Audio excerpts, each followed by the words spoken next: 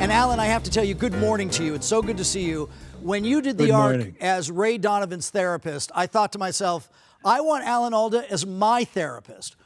There's an empathetic... I kept giving him advice, and he'd take the advice and go out and get beat up from it. Right. So that wasn't so good. But I tell you what, that was a fantastic show. You were great in it. Some people at a particular part in their lives would not be interested in continuing to work. You've never stopped. Explain that to me. Why is that? It keeps me going. I think if I stopped work, what would I do if I stopped working? Read magazines or something? I haven't read a magazine in a long time. I have a pile of science magazines that I want to get to, and I don't get to them because I'm busy interviewing scientists and other people, and I'm having the best time. It's an education for me. I really love it. People talk about how important it is to never stop learning. And amongst those you've interviewed for your new podcast, scientists, one that is getting an awful lot of attention here, of course, Dr. Anthony Fauci. Having spent time actually speaking to him, tell us about him. I feel, as many do, that we're in good hands with somebody like Dr. Fauci. What do you think? I feel that way too. I trust him completely. I told him I've interviewed him a few times, and the last time I interviewed him, I said, when you take the vaccine, I'm taking the vaccine. And he's taking the vaccine when the science is clear behind it.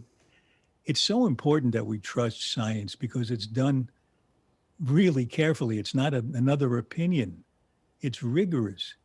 And Tony Fauci really represents the scientific approach to this pandemic, which is just unfortunately killing and hurting so many of us.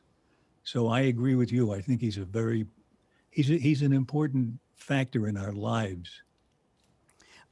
For your, any project people are involved with, and for your podcast, they have sent us a promo, and this reminds me of my own circumstance here at Channel 5 in Los Angeles. You have a staff that's primarily composed of people younger than you, and they seemingly, in a loving way, are mocking you. This happens to me nonstop. Let me show the folks at home the promo. Take a look at this. Hi, I hope you get a chance to listen to my new podcast. It's called Clear and Vivid, conversations with really interesting people about relating and communicating. This is boring. I'm just talking. We need memes and GIFs. I think my boss should stay in his own generation. He sends me these emails with all of these acronyms. IDK, ROTFL, BMBTS. No one says that. And now he has this new podcast. He's the world's oldest millennial. Do you like that description? Are you, in fact, the world's oldest millennial? I love it. I love when they kid me like that because I fix my friends' computers. I'm really into it. I love it. Well, I remember years ago, you were it got a lot of attention then. You were the spokesperson for Atari. You were one to help bring computers into our homes. I even learned how to program it a little bit. So it's one of the things we were talking a minute ago about keeping yourself going. It's really fun to learn. And on Clear and Vivid, I talk with people who are some of the most interesting people in the world. And I just sit here at my desk and I learn from them. And then it goes out and people listen to it and they get a charge out of it. So I really feel like I'm involved in something that's important and dynamic. It feels great to be in this back and forth conversation with these people and with the country.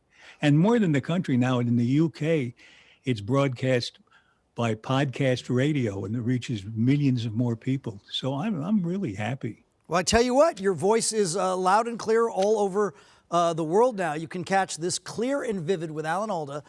Domestically, it's on Apple Podcasts. And of course, as Alan mentioned, across the pond in the UK, spreading globally. Really great to see Alan Alda.